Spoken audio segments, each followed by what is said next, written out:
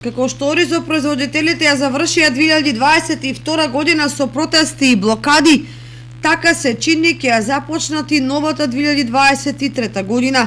Разочарани што барањата не им се удоволени, а ситуацијата во која се доведени не се подобрува. Периодот за почетокот на подготовките за пролетната сеидба наближува, а без парицата ги плаши земјоделците кои стравуваат дали ќе можат да ги извршат агротехничките мерки. Вела дека немаат пари за нафта, за поправка на тракторите, за семенски материјал, вештачки ѓубрива, а без субвенции кои ги очекуваат, нема шанса да ја започнат новата производствена реколта.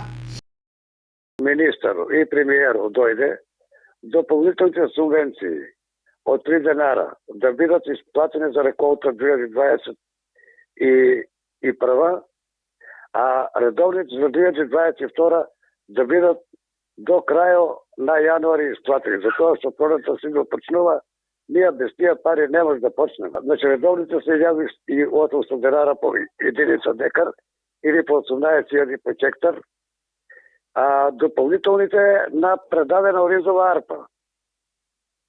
Значи по 3 денара.